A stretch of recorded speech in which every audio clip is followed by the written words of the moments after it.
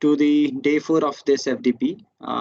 In this particular session, we'll be moving away a little bit from the technical stuff, and we'll be discussing about our well-being. Both all the things will be covered in this: physical, mental, and social well-being. So we have Dr. Sushil Shukla from Shivnada University. He's a resident medical officer at our university. So before we move to the presentation, I would like to introduce the participants with Dr. Sushil and Dr. Indu. So Dr. Sushil Shukla has completed his MBBS from MGM Medical College in Indore, and his internship was from Maharaja Yashwantrao Hospital. He has an experience of 7 years working in different organizations in varying capacities. He has worked with institutions like AIMS, GB Pant Hospital, and ONGC. He has also the experience of working in corporate hospitals such as Medanta and Max Hospital. Being the resident medical officer at Jindal University, he realized the need for preventive measures in maintaining a healthy lifestyle for students as well as the faculty members. Early diagnosis, early intervention, primary prevention, and less medication has been his approaches for most of the lifestyle diseases. His main focus is on holistic understanding of various aspects of health. He has been associated with us, that is the Shivnada University, since February 2019 as a resident medical officer. So I welcome you, Dr. Sushil. Welcome, sir. Thank you.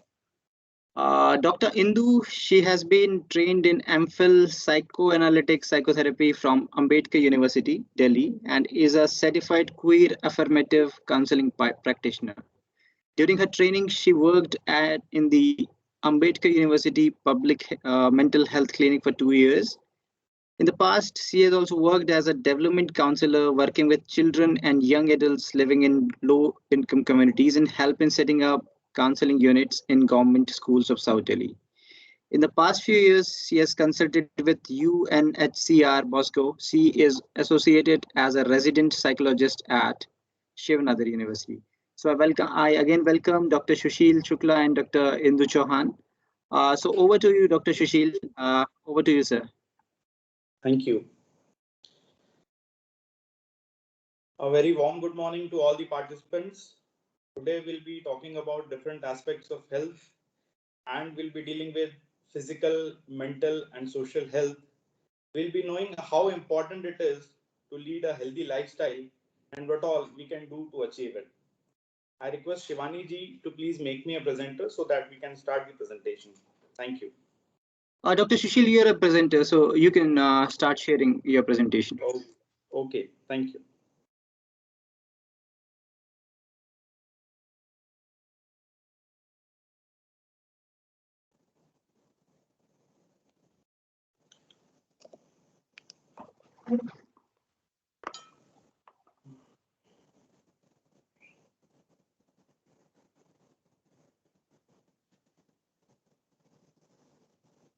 I hope the slide is visible. Yes, sir. The slides are visible. So I again welcome all the participants to a discussion on well-being, physical, social, and mental.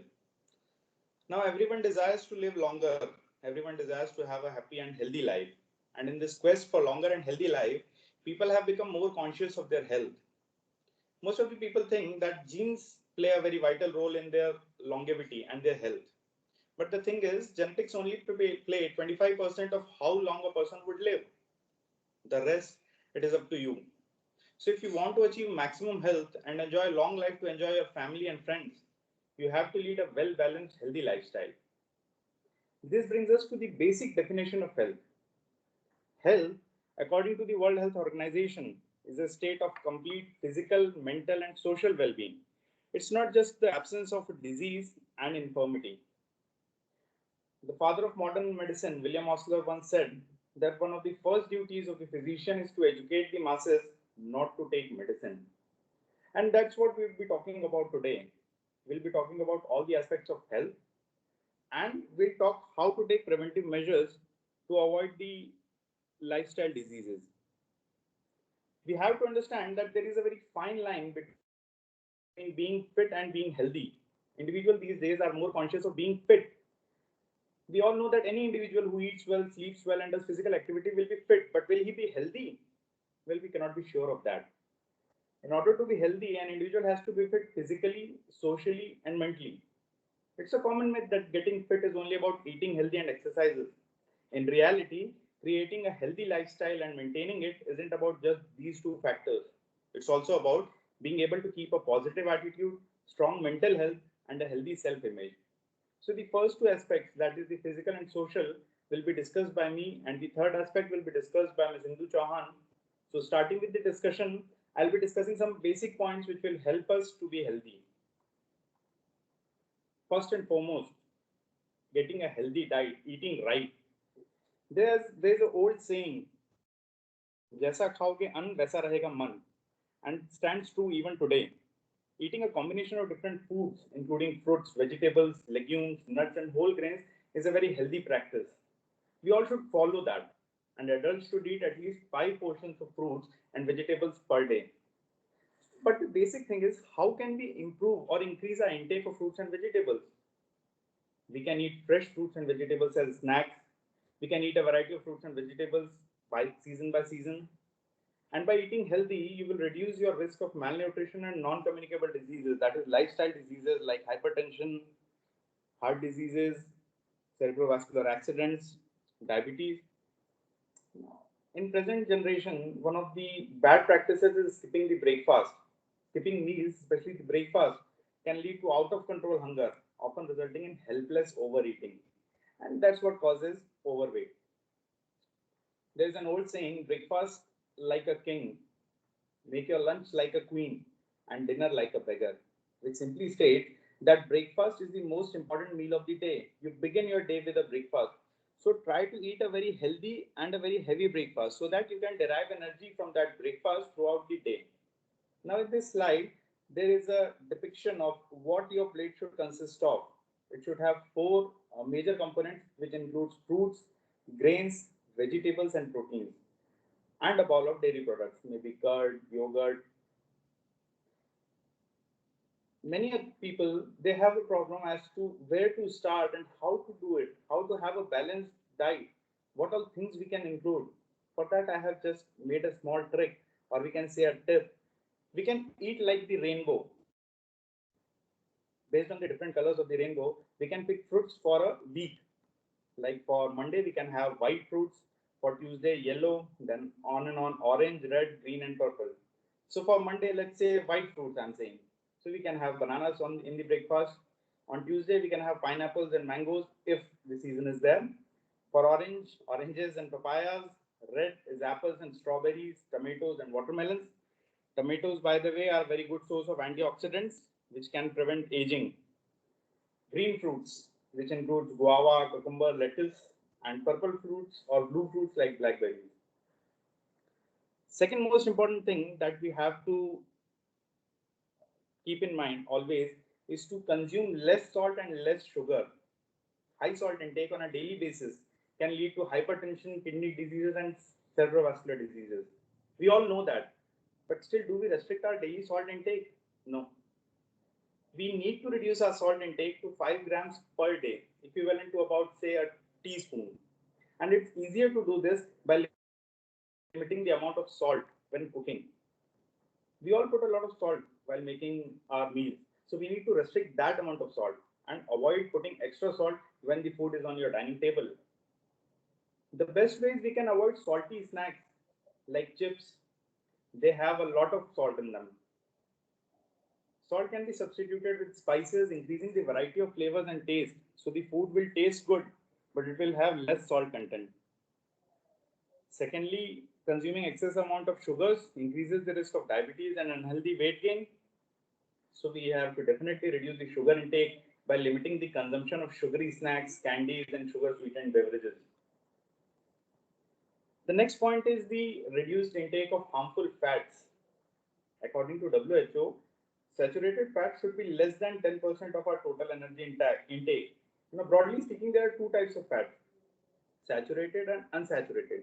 The unsaturated fats are preferable over saturated fats. In this slide, you can very well say very well see that a girl is munching upon some fatty food, and in the lower portion, we have said that it leads to high blood cholesterol and increasing weight, which can again lead to hypertension, cerebrovascular accidents. Now, the preferable unsaturated fats, they are found in fish for those who eat non-vegetarian meals, and nuts, and in sunflower, soya bean, canola, and olive oils. Saturated fats are found in fatty meat, butter, palm, and coconut oil. So these things we need to avoid. We also need to cut down on processed foods. Processed foods are simply not good for us. They don't have much nutritional value, but they add to our woes. Next and very important thing, we should avoid the harmful use of alcohol. There is no safe level for drinking alcohol. Many people might say that 60 ml per day or say 80 ml or 90 ml. No, there is no safe level for drinking alcohol. Consuming alcohol is always harmful for you. It can lead to mental and behavioral disorders, including alcohol dependence and all the non-communicable diseases like liver cirrhosis, heart diseases. And apart from that, in inebriated state, it may result in injuries resulting from violence and road clashes and collisions. We all are very well aware of that. Most importantly, don't smoke. For a healthy physical life, we need to keep we need to have a balanced diet. We need to avoid alcohol, and we also need to avoid smoking. The slide very well depicts the smoking health risks, which includes cardiovascular disease, cataracts, loss of eyesight, atherosclerosis, reduced fertility, and reduced life expectancy, cancers, periodontal disease, asthma, as well as ulcers. Now, smoking tobacco causes lung diseases, heart diseases, and stroke, and we all know that. But still, many people put their life at risk by smoking. One of the interesting facts is tobacco kills not only the direct smokers but passive smokers also through the second-hand exposure. So while you are smoking, you are not only harming yourself, you are harming the person next to you. Smoking is bad. That's the final thing. That's the bottom line. If you are a smoker, quit for better health, not just for yourself, but for your family, friends. And if you don't smoke, congratulations. I'm very happy that you don't smoke. Be that way.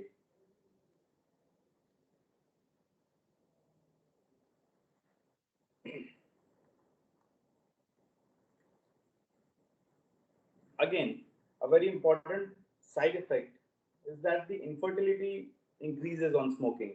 Tobacco can make you infertile. So that's again a very hard hitting fact, and that's leading to a higher rate of infertility in present generation. Clean hands, clean your hands properly. Now, this is something which cannot be stressed upon much in these COVID times, especially. In these COVID times, in the last 1.5 years, we have been acquainted with three terms again and again: social distancing, clean your hands properly, always wear a mask, and the new vocabulary which even children have got, that is the quarantine. So, clean hands, wash your hands before eating something, wash your hands after using the washroom. That has been a standard practice. It not only helps prevent infections, but it also helps in preventing the transmission of diseases. So we need to wash our hands regularly. It's critical not only for health workers, but for everyone. Clean hands can prevent the spread of infectious diseases. Next is check your blood pressure regularly. Now, blood pressure is a very good indication of the health of your heart.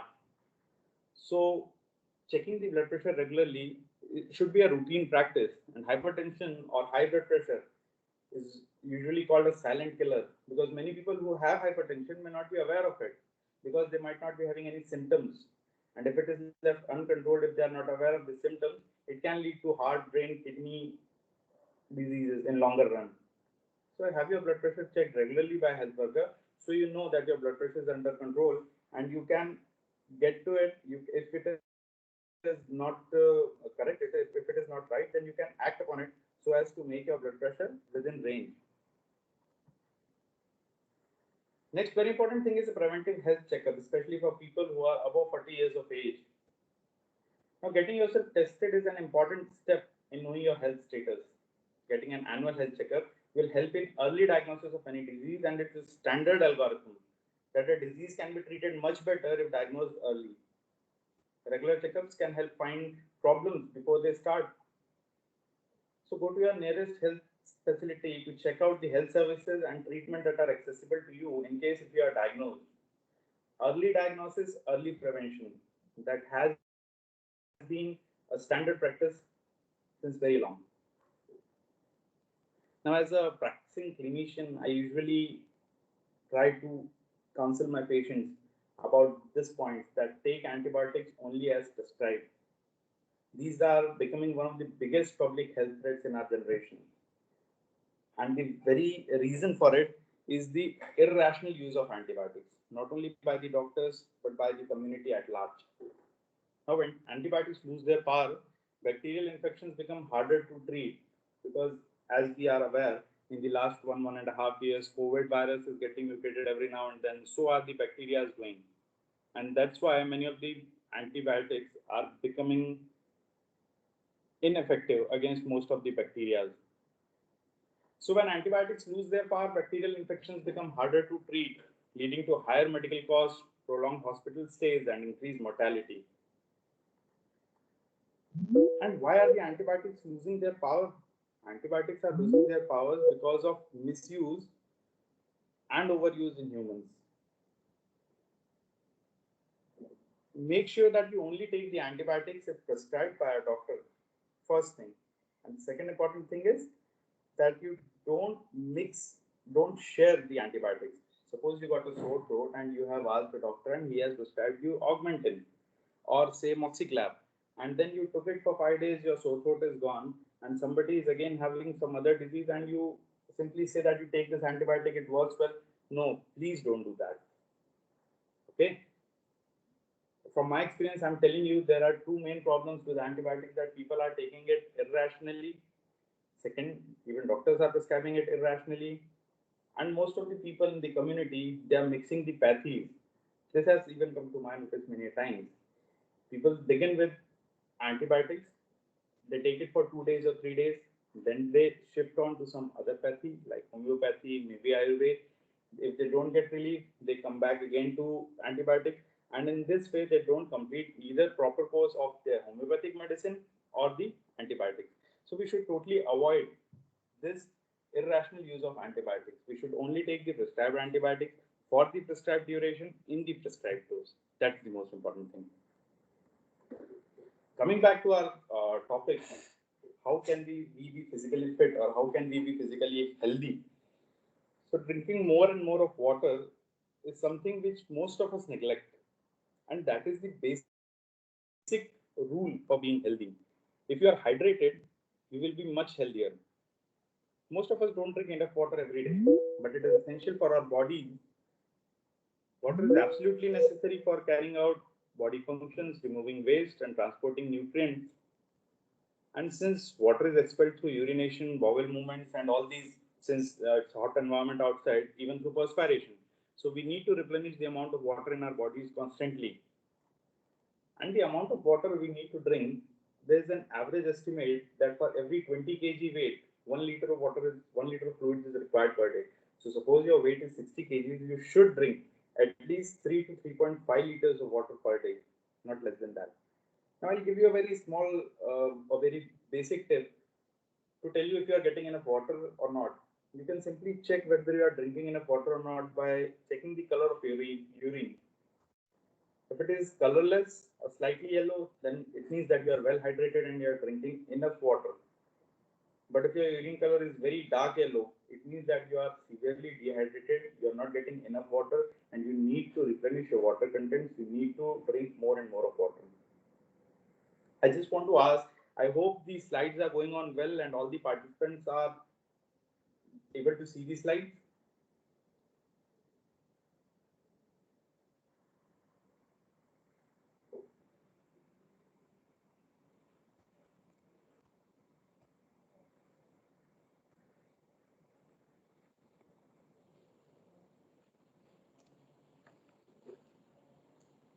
Getting enough sleep. Now, getting enough sleep is an important aspect which most of us neglect these days. thanks to the growing anxiety and insecurities in this materialistic world. We all have heard of this saying or this proverb that a healthy mind lives in a healthy body. That's why getting enough sleep helps us to have a sound mental and physical health. So you should get at least 7 or 8 hours every day. Now this slide very well tells us that if you sleep well, you will be well. Sleep well and be well. Get at least 7 or more hours of sleep. Especially avoid alcoholic beverages, caffeinated drinks, or smoking just before going to bed.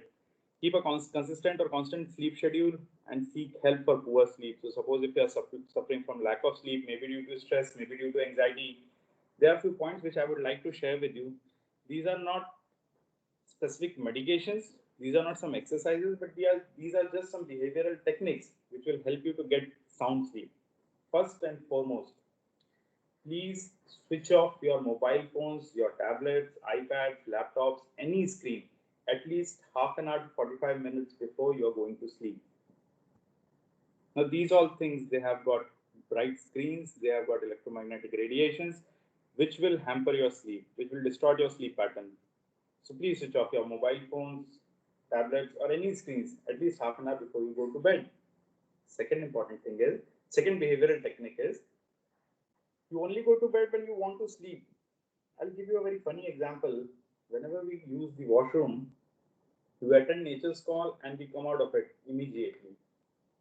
Because our brain is trained, the program is planned, the brain is programmed in such a way that we have to go to that place just to attend to nature's call and come back. We don't spend hours over there. That should how you have to train your brain that bed is the place where you only sleep, you do nothing else. So please don't eat, don't read, don't do anything else other than sleeping on bed. You can very well change the bed sheet just before going to bed so that your mind knows, your brain knows that, okay, you're going to sleep now. You can meditate or do yoga. That will also help in getting sound sleep. You can eat a small bedtime snack like milk or cereal. That will help. And make sure when you are sleeping, your room should be dark. Not absolutely dark, but it should not be brightly illuminated. Refrain from using your phone just before you are going to bed. And don't fill your head with so many thoughts right before sleeping. Suppose you are anxious about anything, suppose you are nervous about anything. Keep your worries, keep your anxiety away before you go to bed. That's how you can have a nice and good sleep. Next slide, though it might not, yes. So the next slide, though it might not be incorporated in many physical fitness things, but I thought I'd make a special mention of following traffic rules here. Because following traffic rules not only helps to keep you healthy, but most importantly, it helps to keep you alive. Now, road crashes claim over maybe 10 lakh lives around the world and millions more are injured. And they are preventable. All the road traffic accidents or injuries are preventable through a variety of measures like following the traffic rules. You yourself can also prevent road crashes by ensuring that you follow all the traffic laws, like using the seat belts while driving a car, using a helmet while riding a motorcycle. Do not drink and drive, and do not use your mobile phones while driving. So when you follow the traffic rules, it not only saves life, but it also helps to save fuel, which I hope most of you will agree. So stop accident before they stop you. Now that's a very important and a hard-hitting fact, which was given by the traffic department, that we need to stop the accidents before the accidents start stopping us. So we all should follow the traffic rules. They will help us to be healthy. Avoid getting involved in road rages. Avoid overspeeding. Avoid drink and driving. On a lighter note, we should always use a helmet while riding a two-wheeler. Now I have kept this point as the last point because all those things which we have discussed so far, they are also of equal importance. But this point is equally important. Everybody knows it, yet we don't practice it in our daily life. And there are multiple excuses for it. Okay, first we'll talk about the benefits of exercises. Now, most importantly, it will reduce your risk of heart disease. Any physical movement, any physical activity, even doing your household chores, that will help to reduce your risk of heart disease. It will help you improve your lungs, improve the health of your heart, and improve your mental health. It will also help to control your weight so you won't be obese. It will strengthen your bones, it will help to increase the bone density, and it will make your muscles strong. Now, any kind of exercise, any amount of exercise, like playing, carrying out household chores, they all constitute exercise. So you don't have to devote some extra time for exercise. Now, one of the most common excuses most of the people give for avoiding the exercise or for not doing exercise on a regular basis is that they are short of time. Now,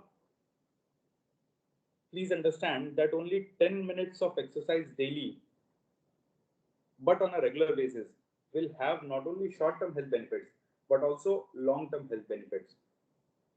Regular exercising will help improve your eyesight, it will normalize your blood pressure, it will lower down your cholesterol, and improve your bone density. So there are not only physical benefits from exercise, there are many behavioral as well as mental health benefits from the exercise also. It gives you a sense of self-confidence. If you are doing some physical activity on a daily basis, on a regular basis, then it enhances your self-esteem. It maintains the flexibility of your body as you grow in age. It improves your memory, it improves the joint stability. It reduces the symptoms of anxiety and depression. Now, when we exercise, our blood pressure becomes normal, there is secretion of good hormones, and that helps to make us happy. Regular exercises prevents stress, osteoporosis, bone fractures, and the risk of stroke, diabetes, and heart diseases. And we all know these kind of benefits of the exercises, yet we make a small excuse that we don't have time for doing a regular exercise. Trust me, this lack of time is going to cost you much worse in later part of life. Now, if you are making exercise your daily routine, if you're exercising on a regular schedule, your body will be healthy, your mind will be healthy, and you won't have to spend much time and money on your health in the later part. There are some basic tips. As I said, it will only take 10 minutes of your day, 10 minutes of your time to incorporate exercise on a regular basis. Exercise could be as simple as using staircases. Suppose your office is on fourth floor or fifth floor, avoid using elevators. You can go to your office by using stairs, and that itself is an exercise. There is no need specifically to go to a gym, lift heavy weights, invest at least 2 hours per day to keep yourself healthy. You can keep yourself healthy just by making small changes in your daily life, as using stairs rather than using elevators, or you can go for a brisk walk at least for 20 minutes in a day. That itself is sufficient for a normal body to function. Now, in this slide, we have got different kind of activities which you can indulge into. There's cycling, running, playing some sports, simple walking, yoga. These are things you can indulge into and keep yourself fit. So being active is the key of being healthy. Though we'll discuss about the different aspects of health as I have promised earlier also, the physical and the social aspect, but still, all these points that we have discussed, if you follow them, if you change your habits, if you change your behavior, then you can always lead a very happy and prosperous life. And there is no need to change abruptly. There is no need to make a unrealistic goal. Set small goals for you. As I told you, set a goal of 10 minutes per day. Set a goal that I'll climb at least two levels of staircases today or three levels of staircases today. And that's how we can increase. We have to set realistic goals for our health. If I say quit smoking and don't smoke, that's a very good thing. And everybody knows it. Everybody knows the statistics. The internet is full of all these statistics. of diseases which can happen due to smoking. But if you plan to quit smoking, it won't happen abruptly. Set realistic goals and please have strong determination. Please try to achieve those goals because they are going to help you in your longer run, in your quest for a healthy lifestyle. Physical activity is important for people of all weight ranges and health conditions. It helps us to focus and improve our overall health, overall well-being.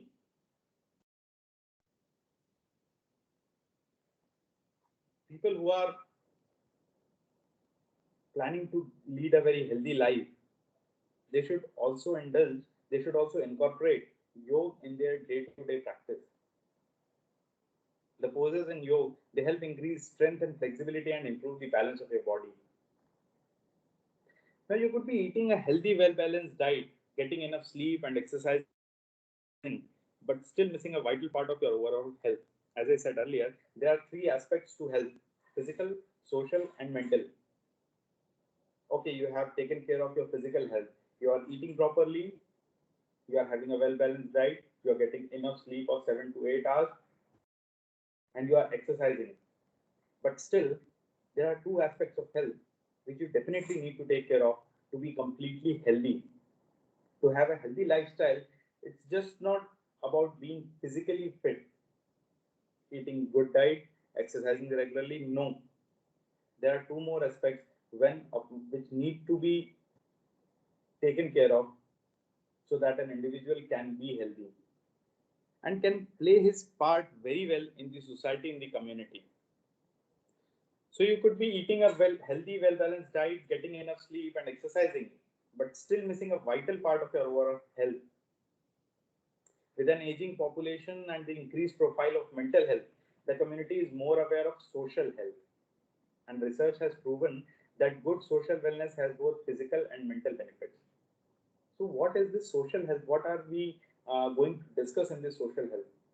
As in the slide in front of you, you can have a slight overview about social health. Now, what actually is social health? Now, social health simply means that the way we relate to others, how we get along with the family members, how we make and keep our friends, how we work well in a group. See, man is a social animal. We have started to live in a civilized society and in a community since long. And that's why how we deal with others, how we maintain a balance between ourselves and our relations with others, that also is very important for our health. There may be disagreements, there may be many things, many points where we won't be having similar views as the other person. And we need to understand that we can disagree with others without fighting, without getting personal, without attacking the person in front of us. We can disagree with that. And that's what the proof of a sane mind is. How we give and get support when it is needed. So these all things are under the purview of social health. That's what social health is about. Social health can also be defined as the ability to interact and form meaningful relationships with others. It simply says how comfortably we can adapt in social situations. Suppose you are alone, you and your professional life, they are going on very well, you're physically fit and you're doing all the things and you think you are healthy, but you don't behave well with others, you don't get along well with other people. That simply means that you are lacking in the second aspect, that is the social health, in being a completely healthy individual. Social relationships have an impact on our mental health, physical health, and mortality risk. It has been seen that depression and anxiety, these are more with the individuals who are lonely. Over the years, sociologists have created a link between social relationships and health outcomes. Have been done which simply shows that social relationships, both quality and quantity, are having long-term effects on our health. That's why I say that social health and social wellness are a vital part of our overall health and well-being. We interact with a number of people every day, and the quality and quantity of relationships affect not only our mental but physical well-being also. Let's take a very small example. When we were kids, whenever our parents scolded us, or we had a fight with our school friends, we never had a happy time then. We never wanted to eat, we didn't want to go out, we didn't want to play. And that's how social health or good relationships, they help or hurt your overall health. Now, maintaining a good level of social wellness lets you build interpersonal relationship with others, like friendships, family, and most importantly in these times, professional or work relationships. So, as we have talked about earlier, which individual you can call that is a physically fit or physically healthy individual who exercises daily, eats proper food, sleeps enough, avoids alcohol and smoke. In the same way, social health also got some signs. Social health also tells us which individuals are socially healthy, which can get along with different people in a very good way.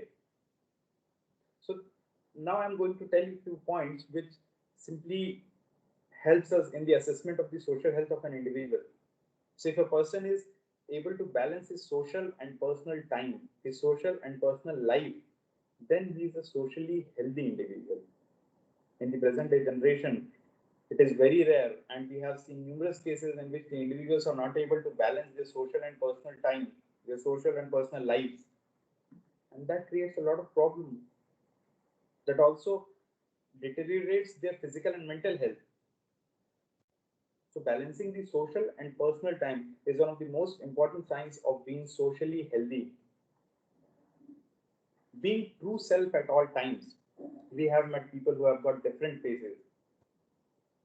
They behave differently with different individuals. And that's what is a socially unhealthy person. A socially healthy person will always be true self at all times. If a person engages well with the people in the community, if he treats other people with respect and dignity, if he maintains and builds strong relationship with friends and family, then a person can be called as socially healthy individual. Whenever a person is in need and he turns to his friends and family and they give him support and the person reciprocates to his friends when they are in need, that's what a mutually beneficial socially healthy relationship is about. So a person is socially healthy if he finds help with his family and friends and reciprocates also in the same way. If the person can communicate effectively, if he has a support network of family and friends, and having assertive skills rather than passive or aggressive one, that's what a socially healthy individual means.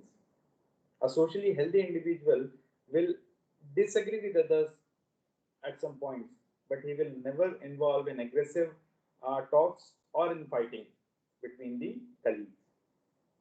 So, individual who is having fun in life, who is contented, who is satisfied with his life, can be called a socially healthy individual. Now, this picture depicts social determinants of health, though it depicts the social determinants of health like education, access to medical care, financial support, support of family. But I have incorporated this slide just to tell you something very important. In the center, the individual is there. He is educated. He's having good financial support. He's had got good access to medical care, and he has got a house to live. But if he hasn't got a good network of friends or family, which means if he is not socially healthy, then all these things doesn't matter at all. See, there are three aspects of health as we have discussed at the beginning only: physical, mental, and social. And if you are lacking in any one of the aspects, it simply means that you are not healthy. So that's what we are here to discuss, all the aspects of health. Now, how can we be socially healthy? Physically healthy? How can we be physically healthy? That we have already discussed in the first session, in the first part of the discussion. How we can be physically healthy? That we have discussed. how can we attain social health? How can we be social healthy? What are the ways to be social healthy? We'll be discussing details about them. I hope most of the participants must have seen this very funny old man in different social media, social networking websites, maybe WhatsApp, maybe Facebook.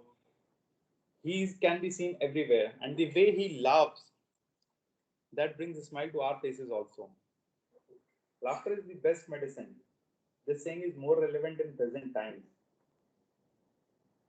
So the way this man is laughing without any problem, without any anxiety, and so carefree, that's what brings that's what brings the social health. So we have to smile and laugh out loud several times a day. If you find something funny, please laugh. There is no harm in smiling or laughing. There is no harm in smiling at a stranger. There is no harm in wishing a stranger. Laughing not only keeps you grounded, it helps to cope. It helps you cope with the situation that would otherwise make you very nervous and anxious. So you should always relate yourself to some happy feelings, and whenever you get a chance, please laugh out loudly. That will surely help. The second most important aspect of social health is meditation. My personal suggestion to all the participants is please meditate, pray, or find solace every day, at least for 20 minutes. If not possible in your busy schedule, at least for 10 minutes, pray or meditate. Contemplation is good for your soul. It helps you cope with the demands of daily life. The nervousness, the anxiety, the insecurities, they will all go away with this meditation. It has been a saying that if the mind is still, if there is stillness in mind, the whole universe will surrender to you. Yes, I have read that quote on internet, but that quote is so very true. And that's what we are talking about here. If you meditate on a daily basis, if you keep yourself calm for maybe half an hour, maybe 20 minutes in a day, that will not only add up to your social health, but it will also help in getting you physically healthy as well as mentally healthy. So the body benefits from the movement and the mind benefits from stillness. That's so very true. As we have discussed in the earlier session, earlier part of the discussion, that in order to be physically healthy, in order to be physically fit, you have to be active. You have to move your body. You have to do exercise. You have to stretch your body. But in order to be socially healthy, in order to be mentally healthy, you have to keep your mind calm. You have to keep your mind still. So meditation is something which I would personally recommend to all the participants. That will really help you to be mentally and socially healthy. Next most important thing in being socially healthy is thinking positively. Our body believes in what we think, and as much as we can, please focus on the positive things in life. There may be negativities, there may be wrongdoings, there may be sufferings, but we can always try to find the silver lining in everything and be thankful for whatever we have. I'll tell you my personal experience. In the month of April, I got COVID infection. And though being a doctor, seeing many patients with COVID, and that's how I might have got the infection, still I was quite worried when I saw my report that I have been detected with COVID. And at that time, the first thought that struck my mind was if it gets worse, if I have to be admitted to hospital. And that's where I got wrong. So please always, and then I decided, no, I'll not think in that way. I'll not think about the worst part. I'll always think about the positive part, that I'll make it through and I won't suffer much and my body will help me. And every day I pray to God, and with the help of medications, obviously, and I made it. And many people we have seen, even for diseases, let's not talk about COVID, even for different diseases, If a person gets a disease and he starts thinking negatively, the body also reacts in the same way. What the mind believes, the body can achieve. If the mind thinks or believes that my disease is going to deteriorate, yes, the disease is going to deteriorate. So please always think positive. In the next two slides, I hope that will also bring smile to your faces, what we are going to talk about in the next two slides. But before that, in whatever ways you can, please be grateful. Please be grateful to everyone, to everything that you have got. Say thank you to different people. Always think positive and be grateful. Radiate your positivity, and that thank yous, those positive words, those kind words could bring a smile on other people's face, and that's what being socially healthy means. Everyone wants to be a healthy person, and that's what we are discussing about here, how we can be healthy, not only physically but socially and mentally also. So coming to our next slide, and what advice I would be giving to all the participants, that please give yourself a break. Please take vacations. So it's not a very good advice in time of COVID, but health is something which is not only for a year or two or for a lockdown or two. It's a practice that you need to incorporate in your routine throughout your lifetime. And for being healthy, physically, mentally, socially, you should always take small breaks from your work. So, if possible, obviously, after the COVID danger gets over, if in immediate future, please go on a vacation. It's always a wise decision to have time away from work. And find solace in going out. If you like beaches, if you like mountains, if you want to go on trekking, if you want to do adventure sports, please do that. That will help your mind breathe and relax. And believe me, no one lived longer by working too much. There is no point of earning so much of money if you don't have the time to spend it. So take a break from your work, if possible. Coming to the next slide, choose a good company. That's something which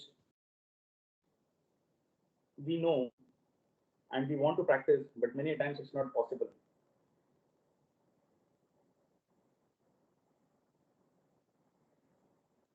We always need to choose good company. Just like food and water, personal relationships with the right people helps us keep us good and sane. The healthiest are those people who have relationships with other healthy people. And I'm not just talking about physically healthy people. Suppose you're always surrounded with negative people who are saying you, who are telling you negative things, who are giving negative comments about your work, about your appearance, about your body image, about your relationships, then there is no point being in that company. So never be with those people, with those sort of friends who doesn't lift you up or encourage you or motivate you. Again, coming back to a very good example from this thing, I just wanted to share my personal experience here because so that you can have a better insight or better understanding as to how a good company or a bad company helps you. When I had COVID, many people used to call me, many of my even friends, I must not say good friends, but many friends, many acquaintances, they used to call, and I thought that they were calling to ask my health. How am I? How am I feeling? Am I fine today or not? Am I doing well or not? But no, the first thing they said after saying hello is, are you looking at the news? Daily इतने case आ रहे हैं, daily इतने लोगों की मौत हो रही है, कितने बुरे हाल हैं, ऑक्सीजन नहीं मिल रही, हॉस्पिटल में बेड्स नहीं मिल रहे. That's what they kept talking about, and that really filled my head with negative thoughts. And I switched off my phone for 4 or 5 days. I didn't receive any calls. I simply switched it off. I won't receive anyone's call. I won't talk to anybody. And then afterwards, when I got better, many people told me, we called, but you didn't pick. We called, but your phone was switched off. And I was like, yes, I knew that you called. And I very well know that why were you calling? Just to tell me all the bad news and all the bad things that are happening around the country. Suppose a person is sick, If you can't tell him that you'll be better, please get well soon and you'll be better in no time, at least don't put negative thoughts in his mind. That's what keeping good company means. Always surround yourself with people who inspire you, who motivate you, at least encourage you that yes, you can do it and you'll be able to do it. You are a good person.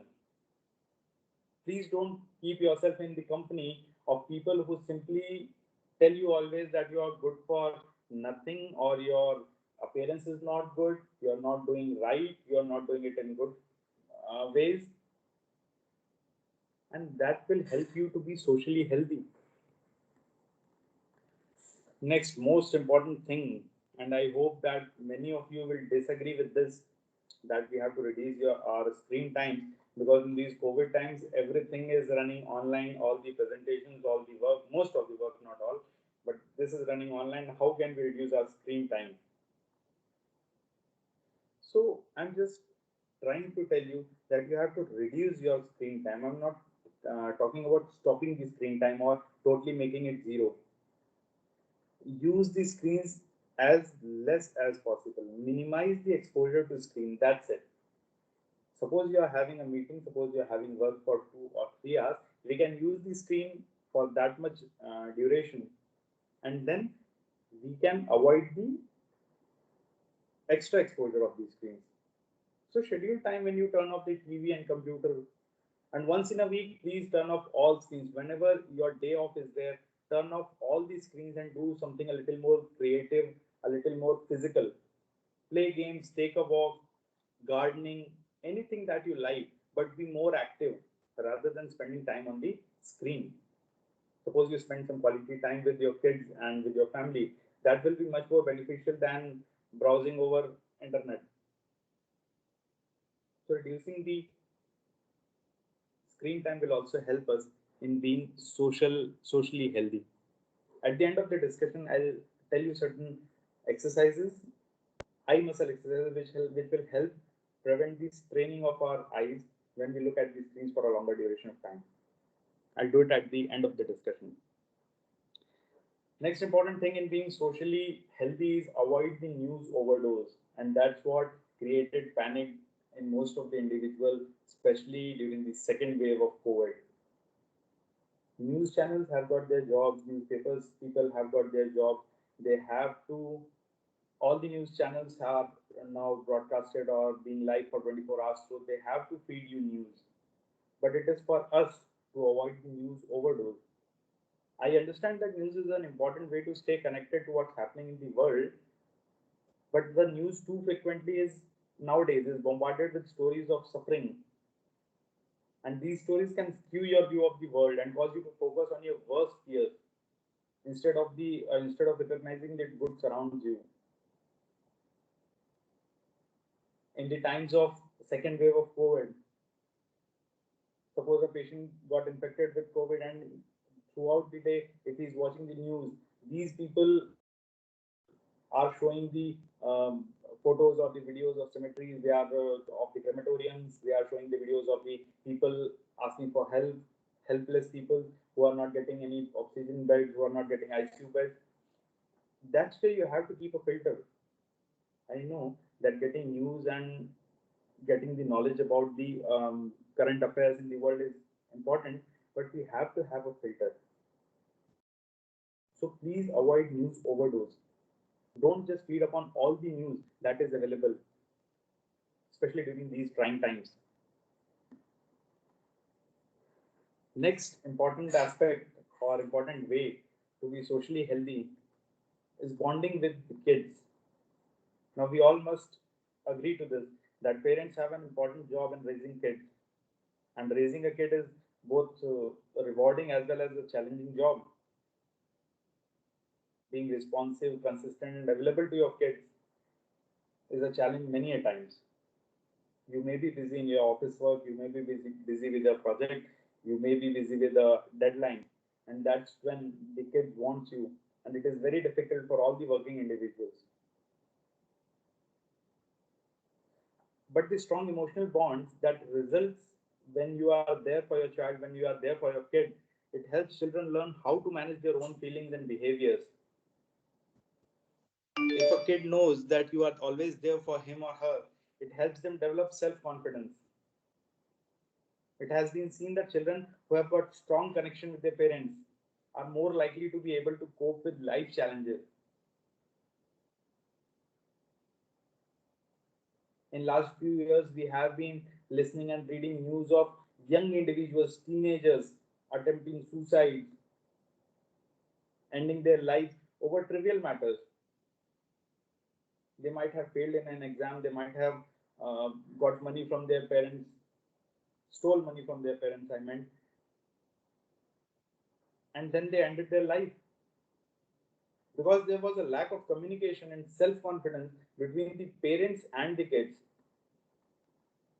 I very strongly recommend that we all should spend quality time with our kids, with our family, so that we can have a very strong bonding with our kids and the family. Because in the end, only family matters.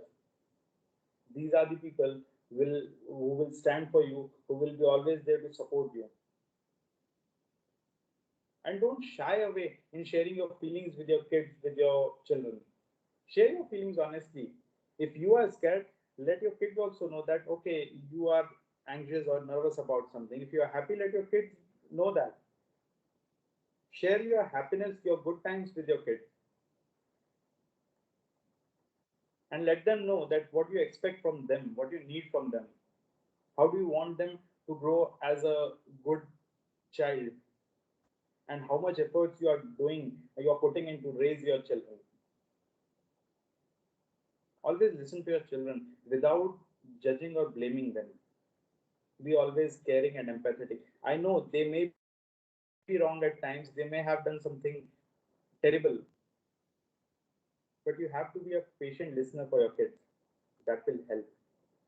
If you disagree with your kids, disagree with respect, disagree with dignity. Don't have personal attacks on your children. Your conflicts with your children or your disagreements with your children should not convert into personal attacks. Don't be always critical or violent to your kids, to your child, and never ever disrespect them in front of any other person. A good parent is one who always appreciates his child in front of others but tells his mistakes just to him. Do not criticize your child in front of others. And that's how a sense of self confidence will gradually develop in your child, that my parent, my father or my mother is totally with me. If I'm wrong, they'll help to correct me. If I'm right, they'll give full support to me. Let your children know what you expect from them, how they can respect others, and they should be honest in all their endeavors.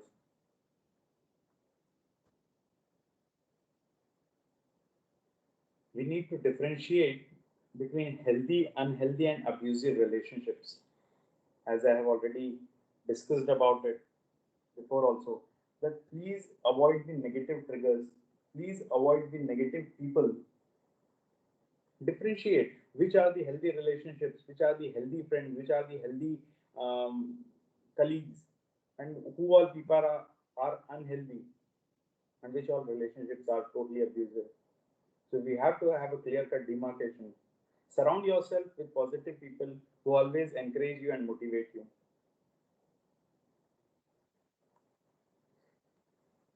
Second important thing about being socially healthy is having good thought for others, lending a helping hand when somebody is in need.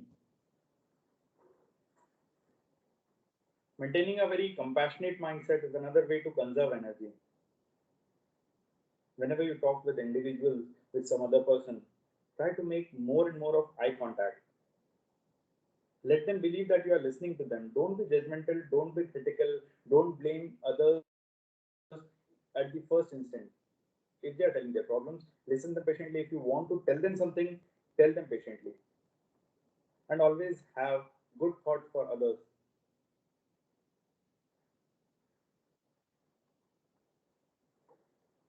Many times we think that all these things, how they can improve our social wellness, and what is the social wellness? Social wellness is nothing but it is just nurturing ourselves. It is helping ourselves, others, and our relationship with others.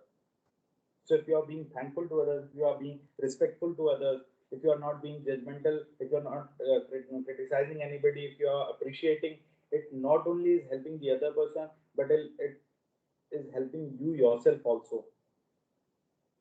Social wellness consists not only balancing your own physical, mental, emotional, and spiritual health, but it also is actively participating as an independent piece of the bigger puzzle of humankind. Because in the end, only kindness matters. So always have good thoughts for others. Don't be jealous of anybody. Don't be envious of anybody.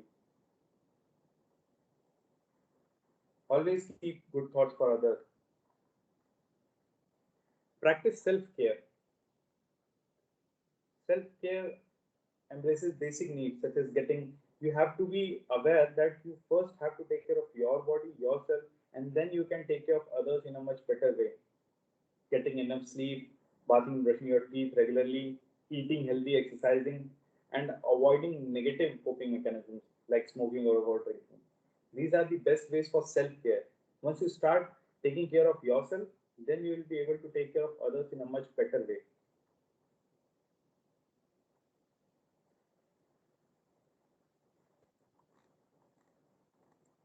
Rekindle your old friendships and nurture relationships with people who are respectful, positive, and supportive. This is again a very important way of being socially healthy. No human being is perfect. None of your friends are, maybe none of your family members might be perfect according to you. But yes, if they are imperfect, so are we. And that's what we need to agree upon. No human being is perfect. And everyone gets caught up in the challenges of daily life at times.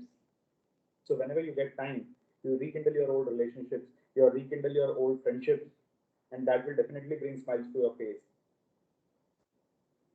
Maintaining friendships with individuals who respect, love, and accept you for who you really are is crucial to your social wellness. It's a very interesting fact that for the world we may be somebody, but for our old friends, our school friends, we are always the same. And those school friends, those old friends deserve your true honesty. So the old ones are always the best.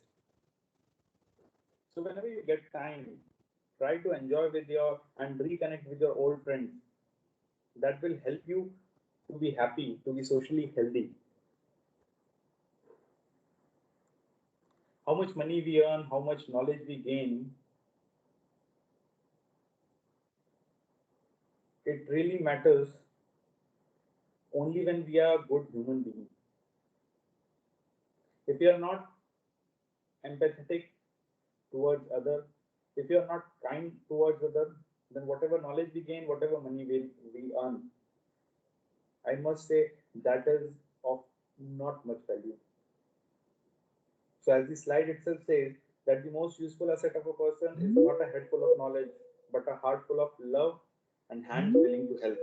So we should always be helpful to others, and we should always try to appreciate others, say kind words for them.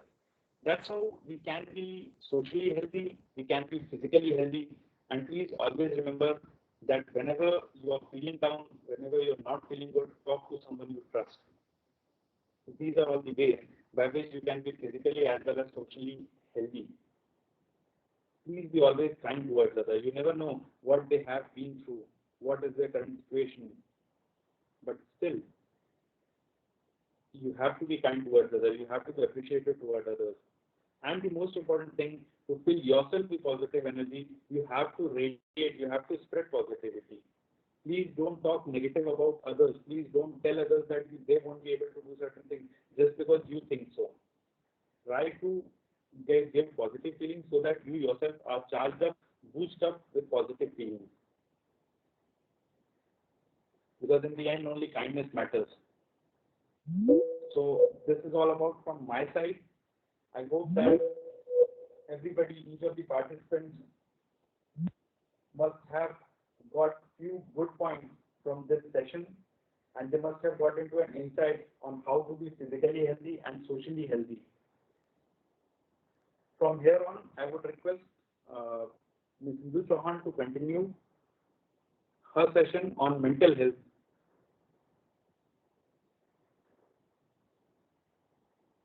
Thank you so much, Dr. Shukla, for the wonderful and engaging talk. There were a few advices to our participants as well as a few warnings. But thank you so much. I was so engaged in the presentation from very start to the very end. Thank you so much, Dr. Shukla. Thank you so much. Thank you. Now I will request Dr. Indu Chauhan to please take the forum. Hi, am I audible? Yes, ma'am, you're audible. All right, thank you. Good morning to everyone. I hope all are well and safe. And thank you for taking out time and being very, with your presence, listening and engaging. And thank you to Dr. Sushil for really presenting a wonderful presentation and bringing us back to the fundamentals of living a very healthy life. So thank you for your presentation. And as you said, that I'll move forward with sharing about emotional and mental health themes. Right. So I will begin to share a presentation.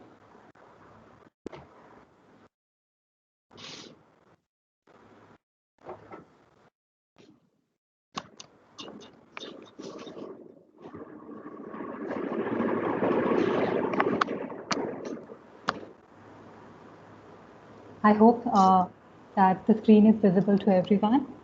Yeah, the slides are visible. Great. All right. And if at any point the internet connection or there is any discrepancy or disconnection, please feel free to let me know. Thank you. So today we will be understanding and engaging with mental and emotional well-being, and understanding that first and foremost that where we all are located, right, where we all are situated, and of course that the new normal, which is or the COVID world, is a reality for all of us, has been for the past 1.5 years, and it is a reality that we are all trying to survive and live and create meaning out of. Right. So it is also a context, a location, a reality for all of us that we can't negate. So we can't think also of, physical, like Dr. Sushil highlighted, of physical, social, or mental, emotional health being out of this context, right? We can't understand them and apply in our life in isolation, but understand that the kind of world and context we are living in. So with the pandemic, of course, that it's not just limited to a medical phenomena, that, our community, our society, and as individuals, that what we are witnessing is unprecedented. The kind of disruption of lives pre-COVID that we thought and engaged with is completely dismantled. The world has changed. The way we walk, the way we lived, the way we related to people has completely been transformed. We never imagined this place for all of us, and yet here we are. Yeah. So the pandemic has impacted everything from physical health to all the aspects of our life, whether it is the relational fabric, the relational quality, whether it is our emotional well-being. Sorry for the interruption. Are you still on slide number 1? I'm on the slide number 2 now. Okay. So, ma'am, can you please unshare your screen and try to reshare it again, because we are still stuck on slide 1. Okay. All right. I'll try that.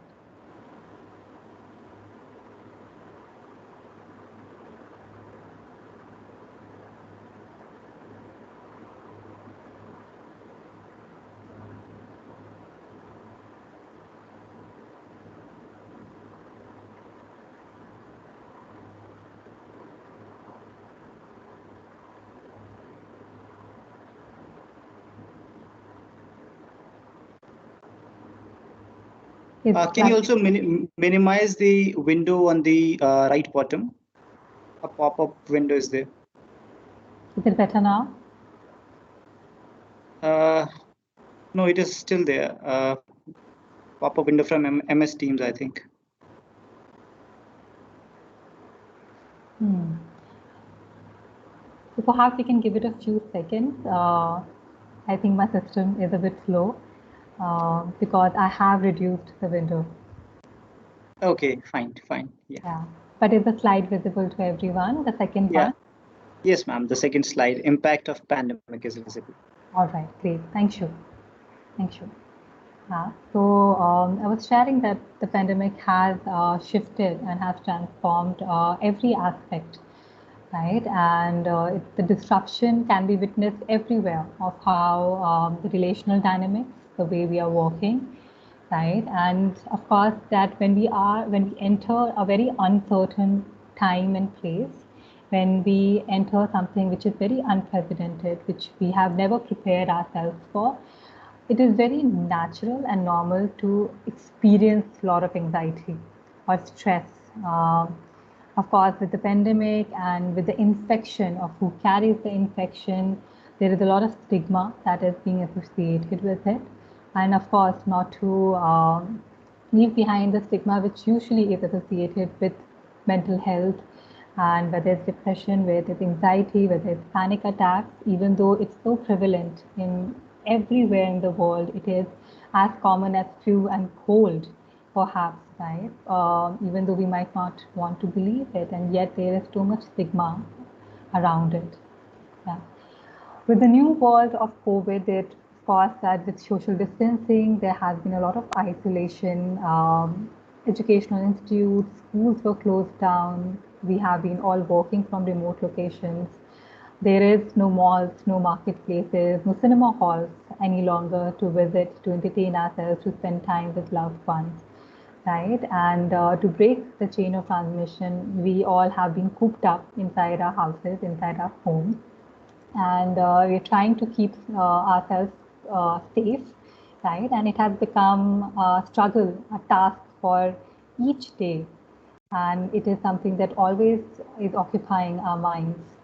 Yeah. So you know, so this kind of isolation, and there has been so many now, you know, in the 1.5 years, there has been so many already research work and publications done, which is actually already assessing the kind of impact the pandemic has already led, and a long time impact which will be there because of it, right? And the kind of, because of course it's the anxiety of living in uncertain times, but also, of course, the amount of loss, the loss of loved ones, the loss of freedom, the loss of agency that we all, really believed as our rights, right? So there is no that freedom of movement, there is no agency, and we have to be very cautious, right? And along with the grief, with the second wave, everyone has experienced some or the other kind of loss. And even if we were protected and had the good fortune that no one very close to our family passed away, yet we all know of friends or colleagues or some acquaintances who have suffered those losses, right? So there is a great impact that the kind of grief and the kind of loss and disorientation that everybody has been feeling, right? And these kind of impact is going to be a long term, right? It will be carried on for many years. Yeah. Now moving to the third slide. I hope this is visible. No, ma'am. Actually, the slides are not changing. So can you please okay, what I'll do, I'll share my screen once, and I think after that you can share again. I think that we can do. Just one.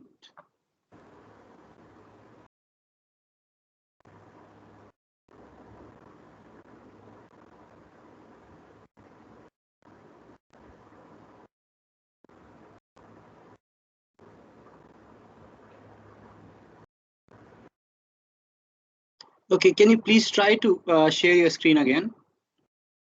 Sure.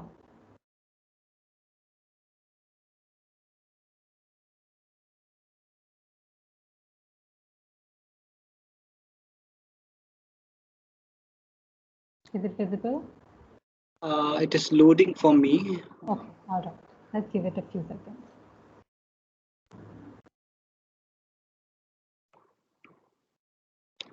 Is it visible to the others?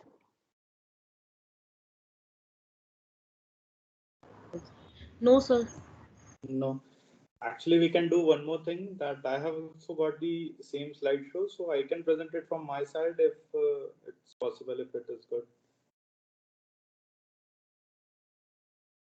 Sure.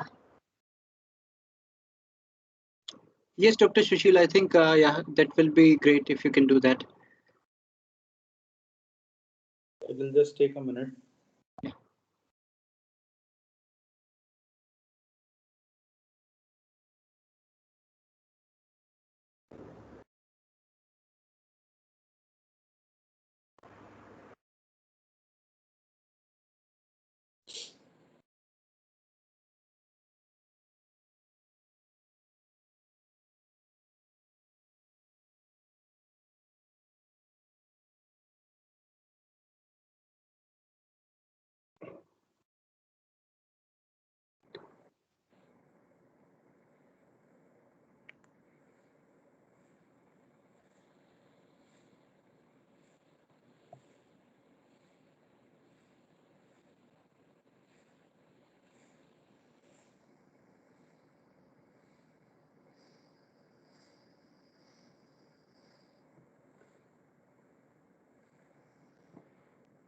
I hope this is on full screen. Yes, sir. It is visible and is in the full screen. Okay. Yeah, sorry for the interruption. No problem. Thank you so much. Thank you, Dr. Sushil, also. Thank you for rescuing me.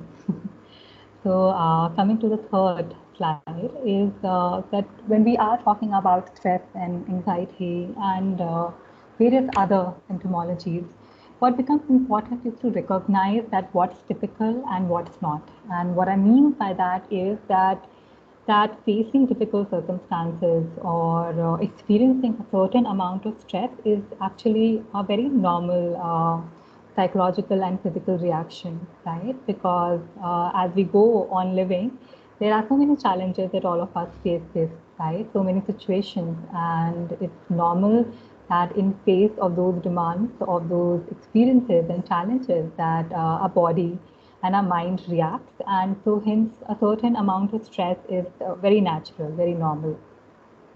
But what becomes important is to then differentiate that normal amount of stress with that what becomes an abnormal, right? What becomes that, and by abnormal I mean that which becomes something that goes beyond our capacities to manage and to handle. Right? And of course, the COVID and the pandemic, of course, living with anxiety and carrying a certain anxiety in our bodies, it has been, right, the way, and it's very natural also. Our bodies are reacting absolutely in the way they should. And but we have to be very cautious that because our body also communicates to us, because when it becomes too overwhelming and when the coping mechanisms that we had used in the past are no longer working for us, it becomes at that point to recognize that we need help and we need to figure out some new coping mechanisms, because the ones that existed in the past are no longer efficient, are no longer enough for us. Right? And so often that how we can really come to this understanding is by paying attention to how the symptoms are appearing, right? So of course it can be many symptoms, and in a couple of minutes we will be talking about them in more details. But it becomes important that that our body through these symptoms are communicating, right? So it becomes very important that we also listen to those communications and don't distract ourselves, don't push them under the carpet, right? Because the body doesn't lie, and it will ensure that we listen to it, right? Dr. Shashil, can I request if we can? Thank you. Yeah. So there is a very famous psychoanalyst, Basil van der Kolk, who writes in his very famous book that the body holds a score. And what he means by that is that the body remembers all the trauma that we have experienced. And when I'm using the word trauma, I mean trauma is a reaction when we face something which was very distressing and very difficult for us, right? So the pandemic in itself was very traumatic. The sudden losses was very traumatic for many people. And there is also something that, which is called a secondary trauma, which is that we might not have experienced something directly, but listening to the experiences of the others, we can also feel impacted, right? And that trauma actually lives in the body and in the nervous system, right? And if we don't pay attention to it, it can be something which just the body carries, right? It is not something which we are able to understand. It is not something which we are able to put it into words, right? But the body experiences it, right? It can be in the form of anxiety, depression, dissociation, or somatic symptoms like, it can be body aches or a certain body part experiencing a lot of distress, a lot of discomfort, right? Or there can be a lot of tension and, a lot of numbness in certain parts of the body or headache, right? Feeling very nauseous or feeling that very weak in the body. So, so it's important that there is always a mind and body connect, right? So if we are not doing well emotionally, if we are not doing well psychically, then our body also feels that, right? And similarly, that, we know that, for example, if we are not well, if we have a flu or a cold, we know that naturally that, it also impacts our emotions, that we will not find ourselves enjoying much. We won't like to go out when we are unwell physically. So similarly, when our psyches are not healthy, when we are not emotionally healthy, similarly, a same impact happens on our body, right? Our body becomes to carry those distress as well. Yeah, so the body contains and then broadcasts that, the mind is in overdrive, or the mind is like, that cup in which the water is being poured, and now it's like just overflowing, right? So it needs containment. Yeah. Can we move to the next one? Thank you. So it becomes very important that we begin to listen to ourselves, right? So it's divided in three parts, right? Three components. That one becomes that emotional. So sometimes we can feel very overwhelmed. We can feel that, okay, things are just too much for me to deal right now. They are too overwhelming. And, so there can be an experience of too muchness, and or to the range, it can be a range to not feeling enough, that we can also feel very numb. We can feel very disconnected. We can feel that, okay, I'm not bothered at all. I'm not caring about anything. I'm not enjoying anything that I used to, right? So one can feel this lack of connection, of happiness, of joy, and feel very, very discontent, very numb, right? So, so emotionally, the kind of distress can be felt in this way, right? And cognitively, so in cognitively that, we uses our mind so much, especially in academia, right? It is an intellectual pursuit, and all of you, I'm sure, so of course there has been something, working in a university, we know that students have been facing a lot of difficulty in concentrating or finding the ability to do, to write, to complete their assignments and tasks, right? So there has been a disruption in this natural or, this normal executive function of, of engaging and concentrating and this intellectual pursuit, right? And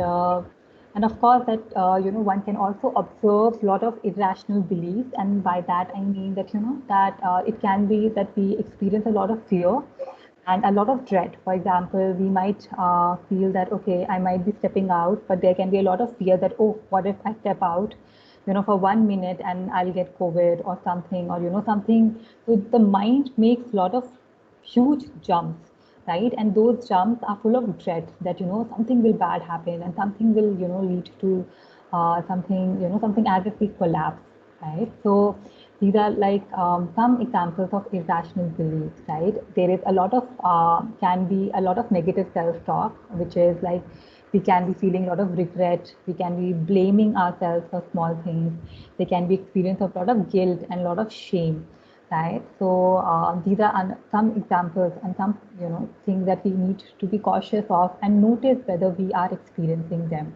And of course, that physical, which I also shared just a few minutes back, that, it can be traumatized, that when there is a distress in the psyche, it can be experienced by the body in the form of pain, in the form of, headache and nausea and etc. Right? Of course, that our sleep and appetite can get very, very disrupted, right? From sleeping too less to too much, or feeling too hungry to too little, right? Binge eating, right? So these are all symptoms associated with stress hormone. Yeah. So when we can be mindful of, and when we begin to listen to ourselves, when we begin to listen to our mind and body, we can pay attention if any of these symptoms are happening, right? And take a note of them. Yeah. Can we move to the next one? Thank you.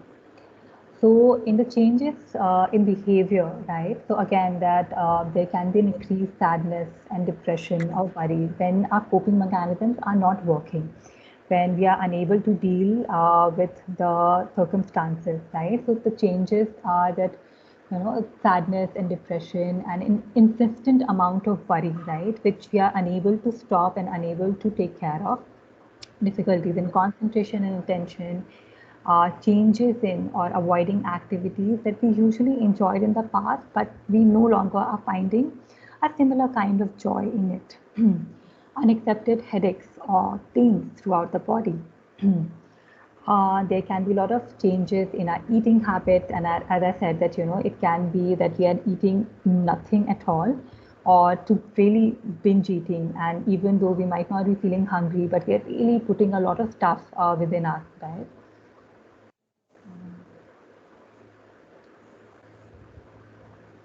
Dr. Sushil, the presentation got shifted.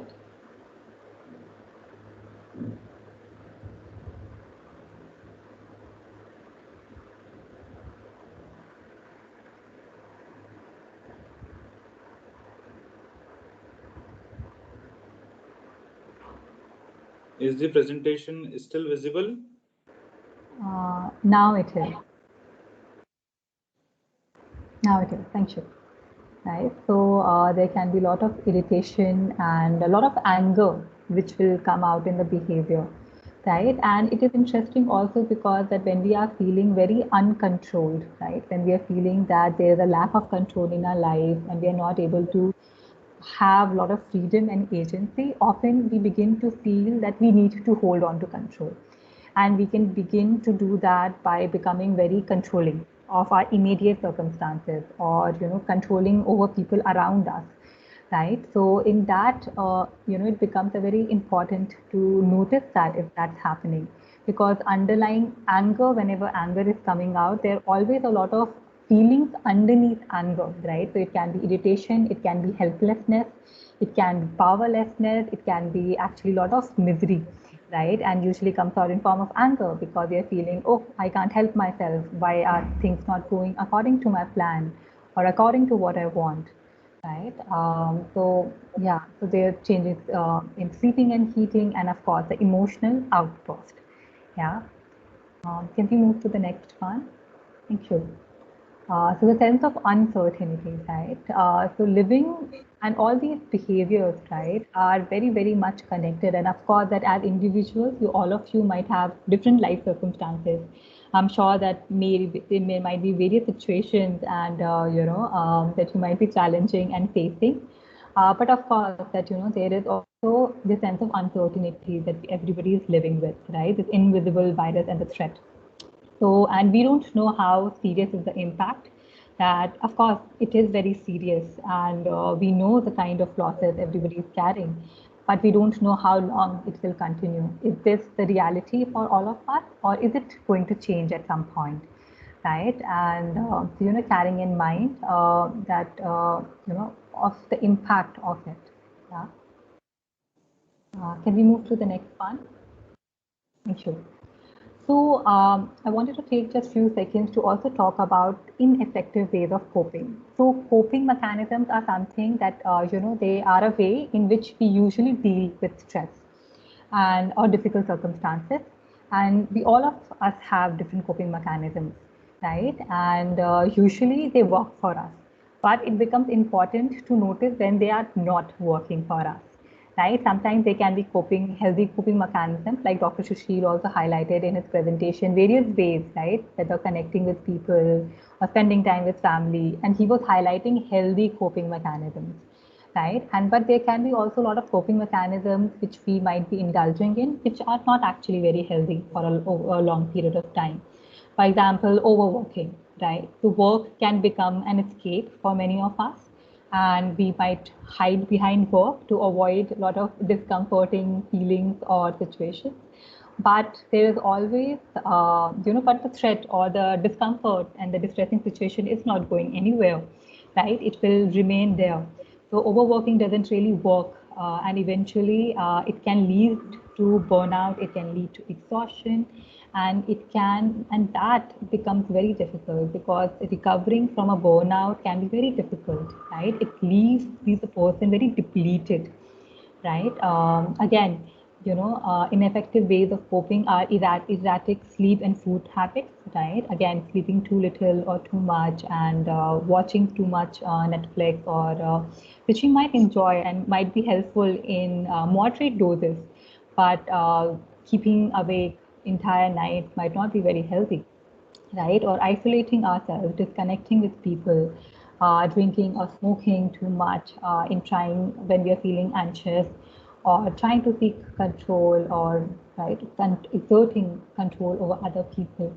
So these are, of course, some examples of ineffective ways of coping. But we all can have a dialogue with ourselves and reflect on the kind of coping mechanisms that we have, and how do we think about them, whether they are healthy, whether they are helping us, or do we feel that it is time for us to develop better coping mechanisms, right, which can be more healthy, which can be more effective for us.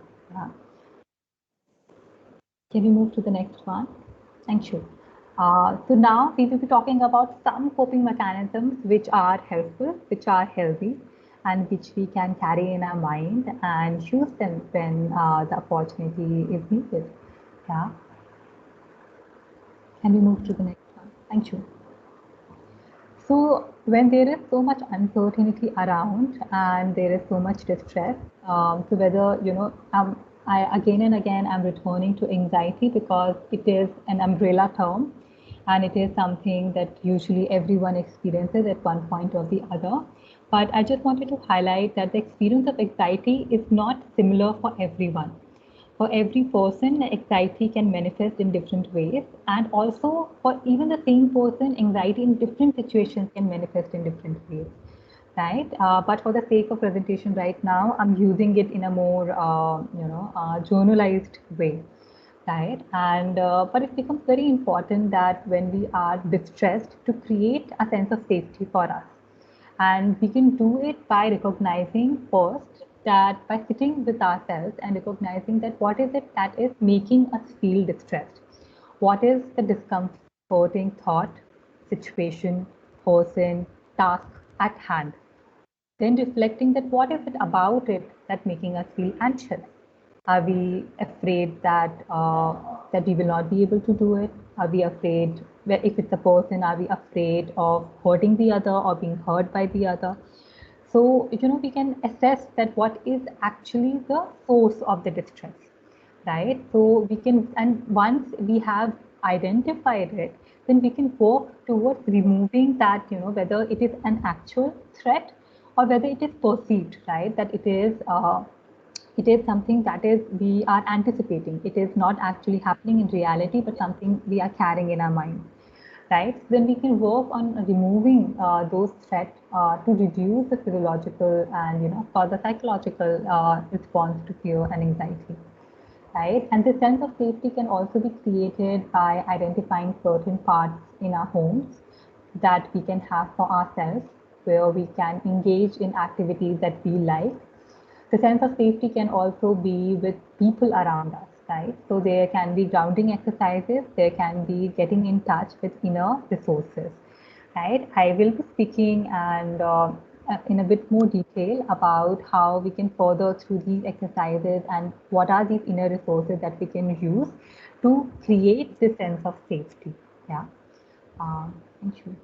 So again, that just once more highlighting that we really need to be mindful of the body and mind connect. That often when we think of mental or emotional well-being, we just think that, oh, it's just something related to our psyche. But the psyche is actually not limited to just the brain or the mind, right? It is not something which we can actually pinpoint or locate in any part of the body, but it's actually the entire body, right? The mind and body, right? So when we are able to, so I really felt what Dr. Sushil presented very valuable, because when we are able to first and foremost pay attention to our body in terms of proper rest, proper sleep, healthy food, regular rest, and create a certain balance with work and rest, right? And have become incorporate movement and exercise, then we are also helping our minds too. We are also taking care in some aspect of our emotional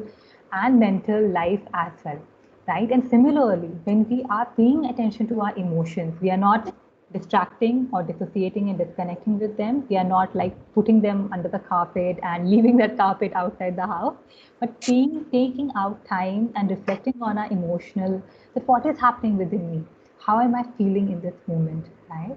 When we are able to take care of emotions, we are also taking care of the body as well, right? So it's very important, right? So the physical, social, and emotional, these are not different parts, right? So they are all influence each other, right? And as it was highlighted in the beginning, that when we think about health, they all come together, but also that how they influence each other, right? How they impact each other. They are connected by a thread. So when we pull one thread in a tapestry, the entire thread moves, right? So similarly, this is like an axis of triangle, right? Can we move to the next one?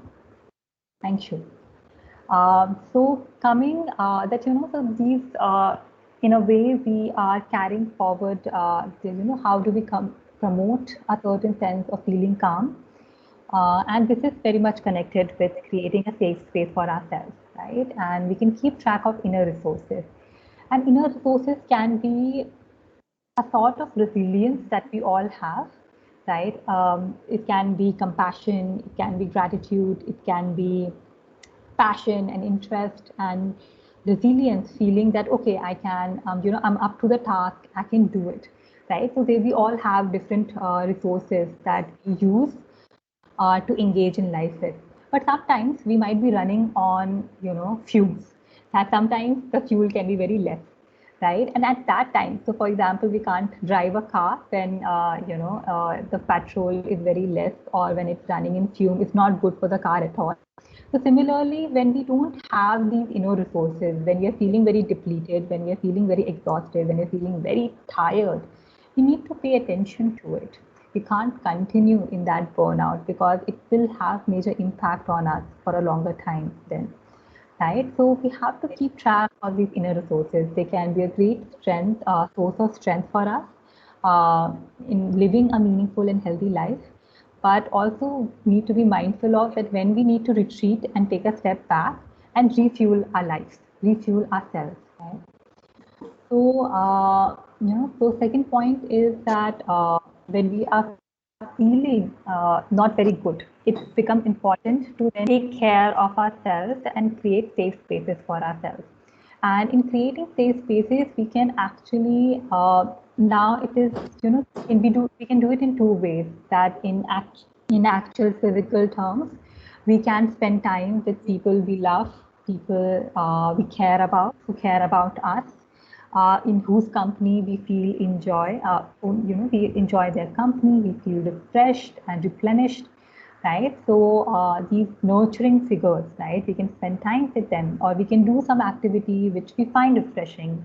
For some people, it can be reading. For some people, it can be cooking. For some people, it can be actually giving a body rest, right? It can be having a good day, a good restful day, right? It can be meditation.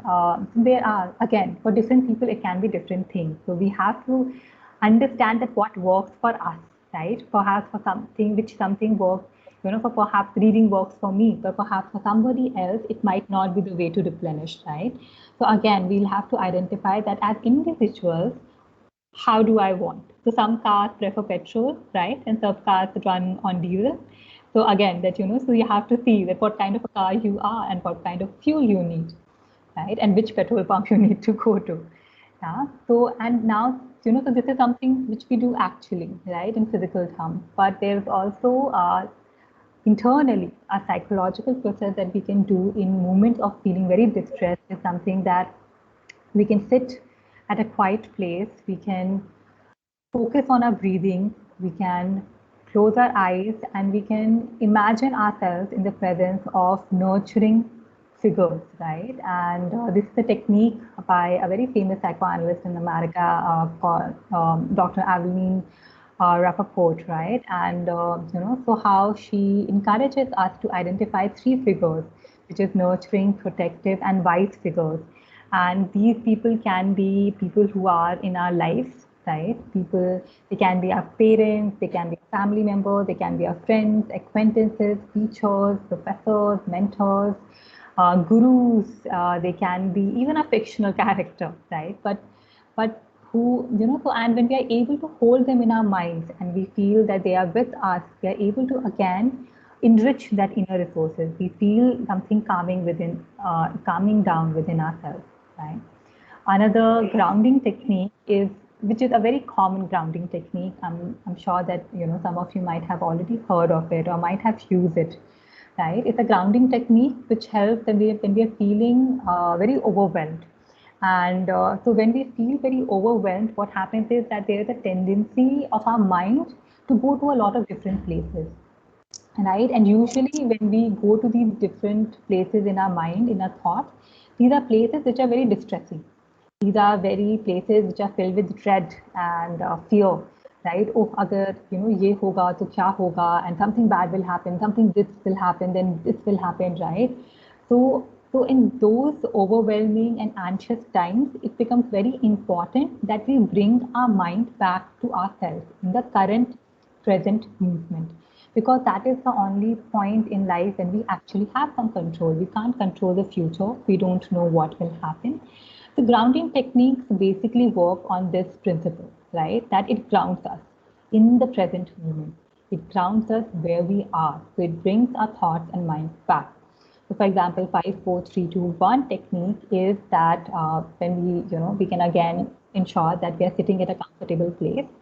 We close, then we think of 5 things that we can see, and we look around our environment and we identify, okay, I can see this thing, and we really notice that, okay, what are the details I'm able to see about that object, and we identify 5 objects.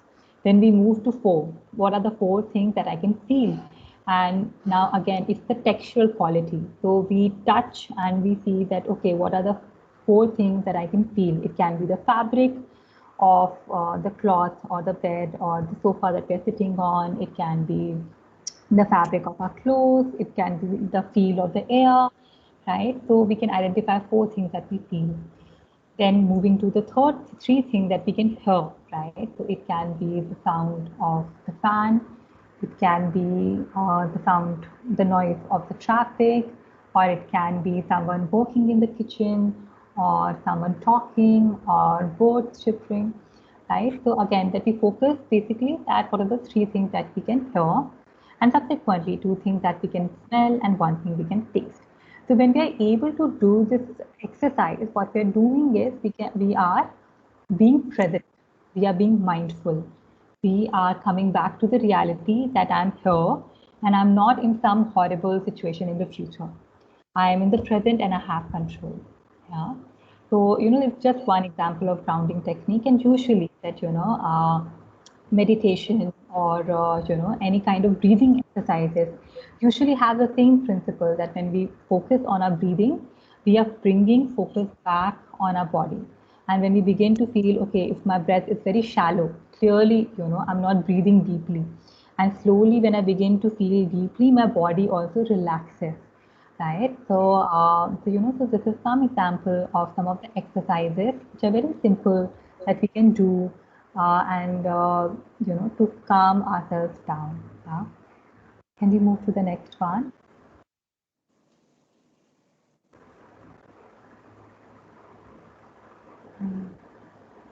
Dr. Sushil, can we move to the next slide? Thank you. So this point was one point that, I think Dr. Sushil already highlighted very well, so I will not speak too much about it, is, promoting connectedness. And I think Dr. Sushil very well highlighted about, that the kind of role when we have good people around us can have, when we are feeling connected. That connection can be with family, friends, it can be with friends, it can be with colleagues, right? But it is a sense that we belong to a place, we belong to people and a community, and we are feeling heard. We are feeling that, okay, there's someone there, right? So that sense of connectedness is very important for human beings. For example, all of us are here together on this virtual platform, right? So, connected by this presentation and by my voice. It is, we are trying to come up with creative ways of to be connected even in this social distancing that we are practicing right now. Can we move to the next part? Thank you. So, self-care techniques, of course, some I have already shared, and some couple of them I would like to share more. That maintaining a regular routine becomes very important, specifically when we are working from home, because home has become now everything. There are offices, there are the places of rest, there are places of work, there are places of play, right? And so maintaining a regular routine becomes very important. And so sticking to a bedtime routine, if it's something that if and it is specifically helpful for people who are feeling very disorientated, who are feeling very lost, and who are feeling very overwhelmed. So having a very simple routine can be very helpful in containing those overwhelming emotions. Yeah. Can we move to the next one? So, so this stress management, right? So the stress, which is a feeling that we experience when we are feeling very tense, very overwhelmed, or exhausted. So, of course, an optimal amount of stress can be very motivating in the way that it can help us do tasks, right? But when it becomes too much, it can be very difficult. And again, that stress also manifests not in physical form also and psychological form also. It can cause us very, we can feel very paralyzed to do something. We can feel that, oh, I can't do anything. I can't write or, manage any activity. Or it can, come in the form of headache and stomach aches or upset stomach or, inability to digest anything, right? So, how can we feel and manage that stress is that one is the kind of resources that we touched upon, developing them, and developing a certain kind of resilience. So basically, what resilience is basically a capacity to deal with stress. All of us, I'm sure that you all are successful people in your own respective fields, and so clearly you have managed your emotions and your feelings till now, and all of us have certain capacities within us, right? But those capacities can increase or decrease in size based on the size of the challenges, based on the circumstances where we are. Right. So what becomes very important is that we are working on building this kind of resilience within us, that we are building a capacity with a lot of conscious effort. And when those capacities are there, we are able to manage better with difficult circumstances. Those capacities can come from social support, right? It can be, again, a sense of optimism, compassion, humor really helps, right? Spirituality. So again, spirituality is not just being religious, but it can be anything, right? Whatever. Some people can be very spiritual about work, right? So whatever gives us a lot of meaning, whatever gives us a lot of happiness, right? The kind of self-esteem we have, right? How do we feel that I can adapt to situations, right? So these kind of capacities, how much we have and how much we can build, right? Positive journaling. So, writing about a daily positive experience, which is very connected with the point of gratitude and that Dr. Sushil touched upon.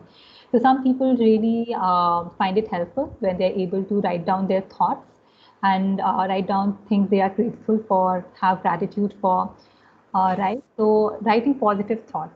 For some people, actually, which I have not included in this slide, is that for some people it's the other way around. For some people, it's helpful when they are writing the negative thoughts in their mind. But I would like to share one caution with that, that one needs to be cautious that for some people, writing negative thoughts can be very triggering, right? So of course, one needs to see what works for them. Right. So, for example, I have this professor, right, when I was in university, that who would find writing as like a revenge. She would write down all her negative thoughts and would find it very helpful. If she would feel like that, she had brought all her dirt out and had just written down on the pages, and she would feel that, okay, later on she's able to create meaning out of it. She's able to process her emotions. But again, one has to see what helps us. Writing down our negative experiences is helpful, but if we feel overwhelmed, we should not do it, right? We should then focus on writing down something positive or something which is more containing, right? So again, I would say that we have to recognize what is helpful for us. Can we move to the next one?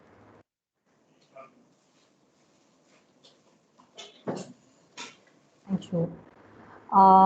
So right now we live in a world where internet is part of very much of our lives, and there are multiple apps which have been launched in over last few years, and there are also a lot of videos which are available on YouTube.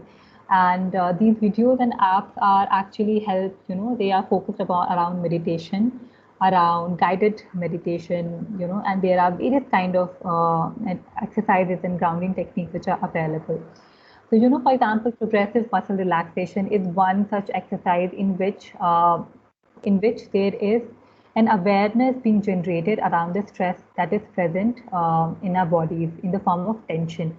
So it is an exercise in which when we begin to focus on different points, we can release those tension and bring a certain relaxation, right? And again, that this progressive muscle relaxation is something that we can find it in on YouTube or on internet, and there are a lot of wonderful videos available and by some very reliable psychologists, and so in which they are guiding us, so which is very helpful when we can do it in the presence of someone, right? And one important point I wanted to highlight is that as individuals it becomes very important when when we are working from home or working in close proximity with a lot of people is of maintaining a certain boundary, right? It can be physical boundary, it can be emotional boundaries, and knowing when we need to say no to others and need to take care of ourselves as a priority,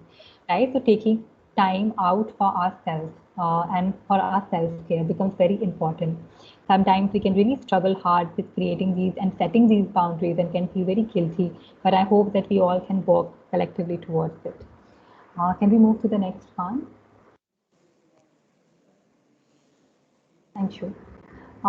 Again, that this is the second last slide, so we are coming to a close. But today it's becoming very, very important that as social beings we are, that we are connected with people and we are building a community and strengthening our relationships, right? And there are a lot of creative ways of doing that. If you are unable to meet in, of course, in physically with people and spend time with them, we can always make sure that we are making efforts in being connected with them through writing, through calls, through by video calls. But it becomes very important that that connection and that space between us and our loved ones is being maintained, right? It's also helpful when we are able to be there for someone. And again, we can only be there for someone when we are taking care of ourselves, right? Like in a plane, we have to put our oxygen mask first, and then we can help somebody else. So I hope that we can only help somebody else when we are taking care of ourselves, right? And so which can be very meaningful, very enriching when we are there for somebody else. But I hope we can learn to be there for ourselves first. Yeah. Can we go to the last slide? So I hope that that we all can really work and be conscious towards our efforts as we move towards a growth which is after having experienced so much of trauma and so much of difficulties in the 1.5 last years.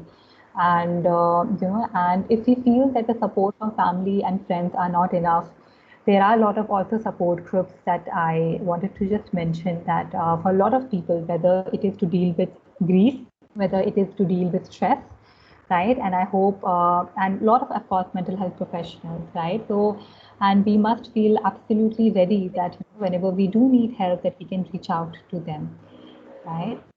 Because we owe it to ourselves to bring the best facilities and best help. Yeah? So that is all that I wanted to share for today. Thank you, everyone. Over to the host. And thank you, Dr. Sushil, for helping out with the presentation. Welcome. Thank you so much, Ms. Indu, for the wonderful presentation, the way you talked about mental health and the different things we can do about it.